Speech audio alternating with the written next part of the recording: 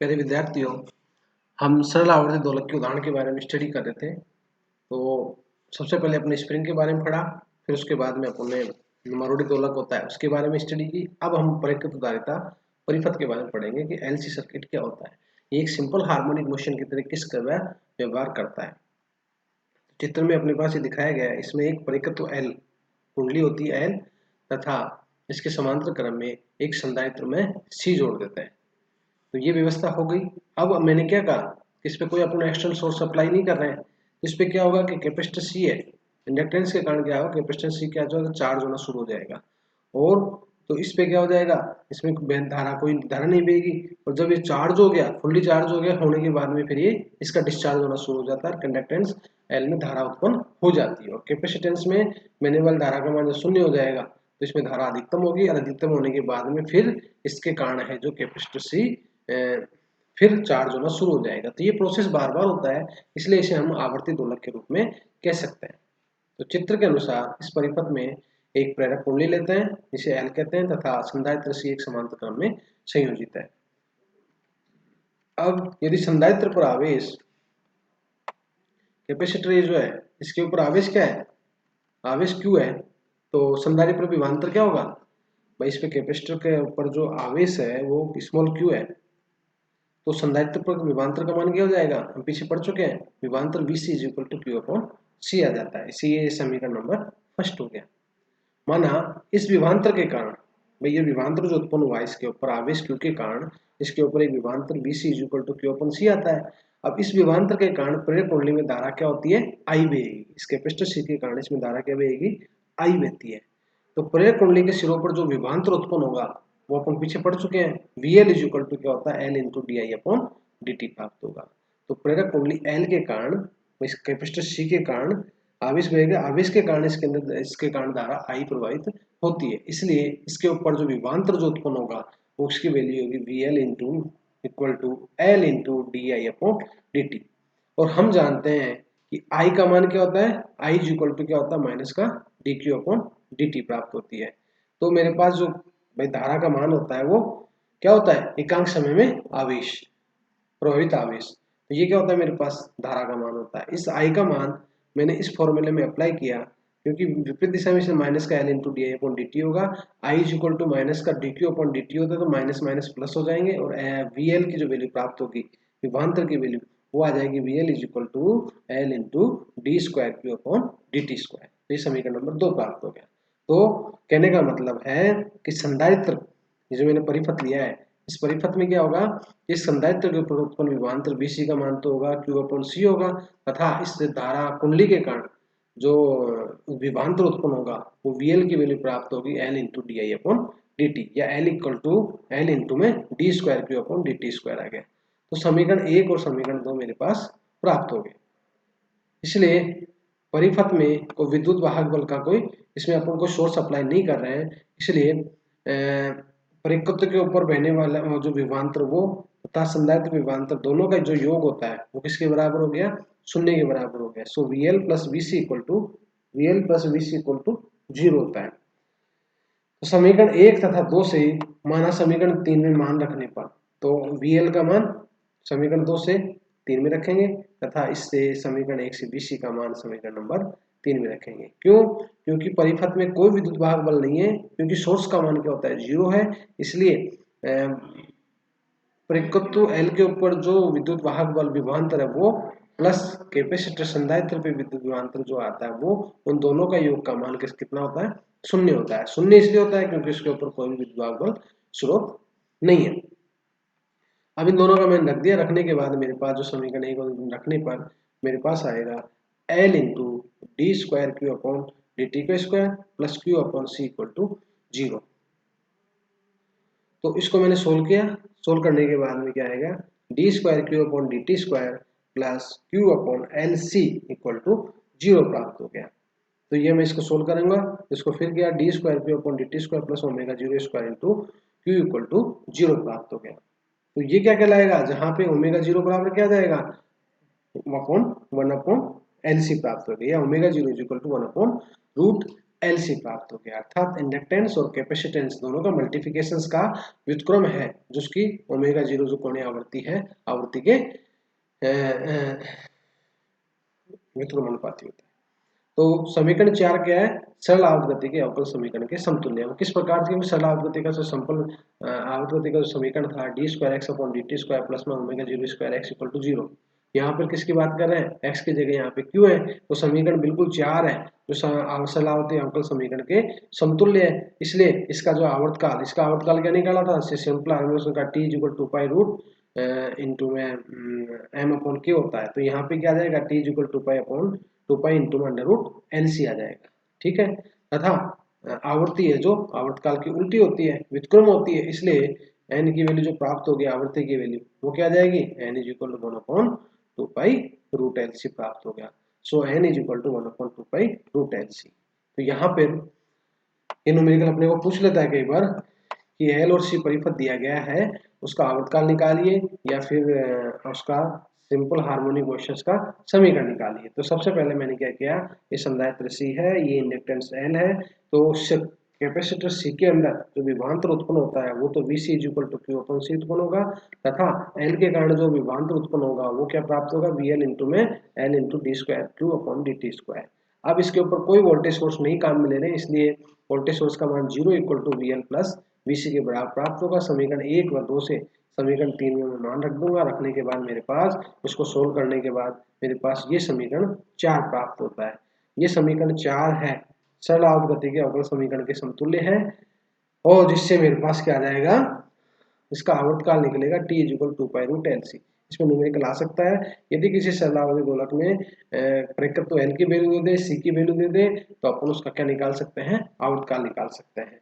और आवर्ती पूछ रही हो तो आवर्ती हमेशा आवर्तकाल की व्युत्क्रम होती है। तो इसके लिए i is equal to 1/2 pi root L c प्राप्त हो गया। तो यहाँ तक तो हम किसकी बात कर रहे हैं कि जो मेरे पास जो प्रेरकत्व धारिता परिपथ था उसकी बात कर रहे हैं। मान लिए इसका जो सॉल्यूशन है वो क्या है? Q इज इक्वल टू का जो हल जो प्राप्त होता है वो Q बराबर Q zero sine omega zero t plus five. जिस तरीके से विस्थापन का अपने समीकरण निकाला था x is equal to A into sine omega zero t plus five, इसी प्रकार से मैं जो प्रेरकत्व धारिता परिपथ है, यदि मैं इसका हल ये मान लूं, इसका समीकरण नंबर 4 का जो हल है वो क्या है? Q बराबर Q zero sine omega zero t plus five हो गया। ये तो एंगल हो गया, ये इसका आयाम हो गया। तो अब मैं देखना चाहता हूँ कि इसका जो हल है ये भी एक सरल आवर्ती अवकल समीकरण की तरह व्यवहार करती है क्या? तो इसके लिए मैंने क्या किया,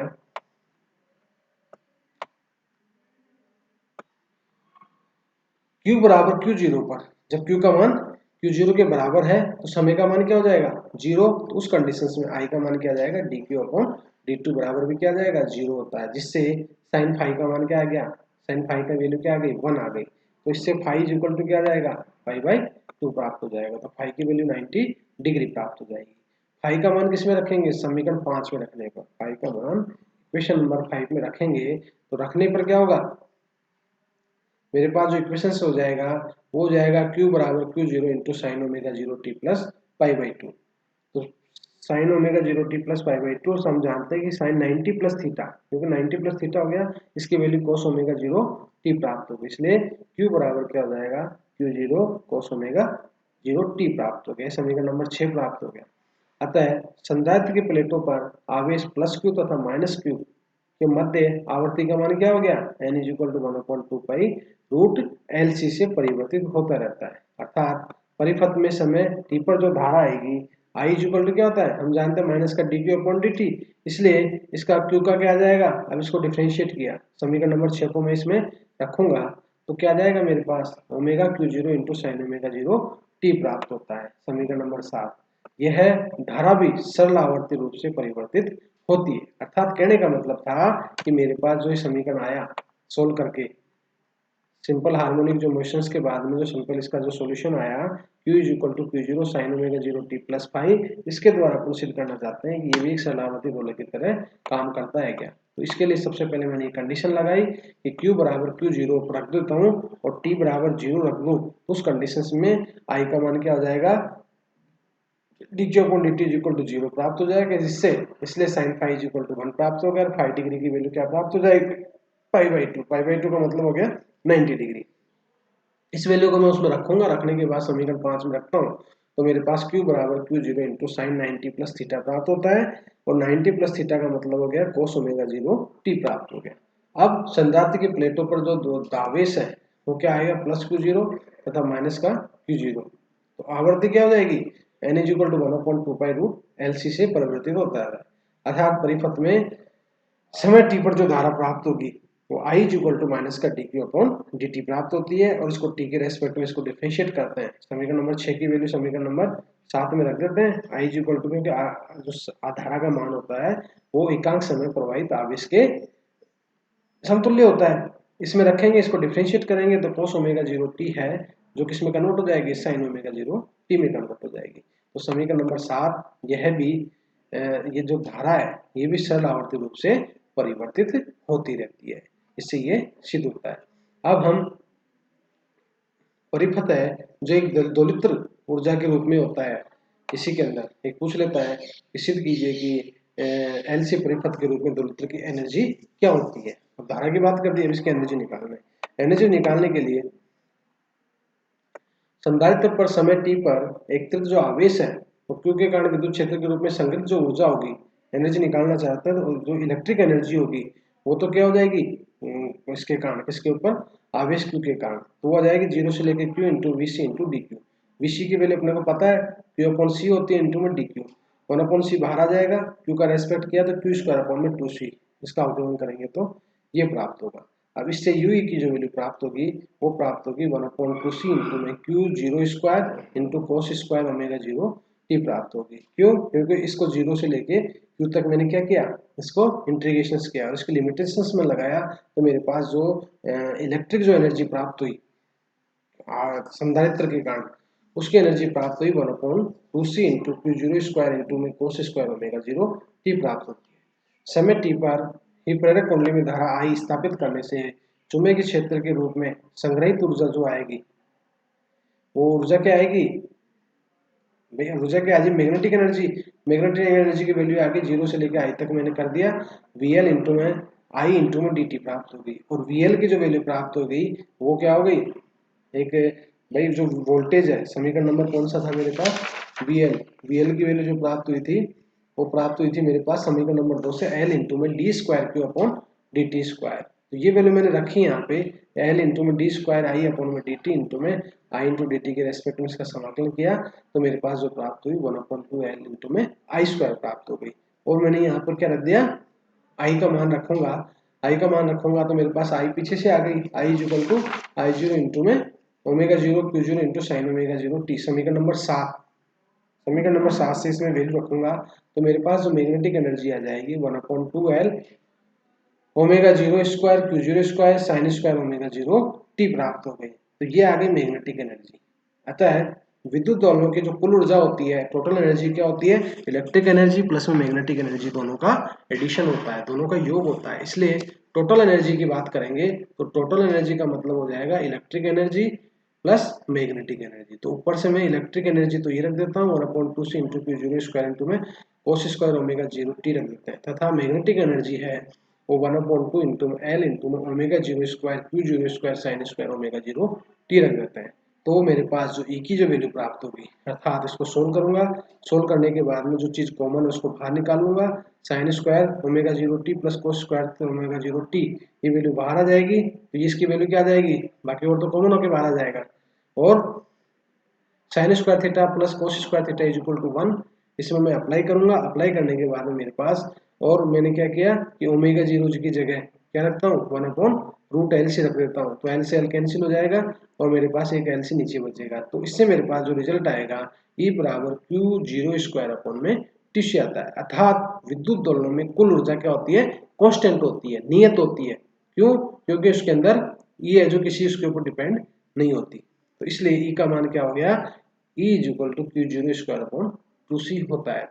तो ये पूछ सकता है कि LC परिपथ में विद्युत दोलनों की जो कुल ऊर्जा होती है E is equal to Q0 square upon 2C होती है, सिद्ध कीजिए। तो ये भी पूछ सकता है, इसमें न्यूमेरिकल भी आ सकता है, अपने पास Q0 का मान दे दे, C का मान दे दे, अपन उसकी वैल्यू निकाल दें।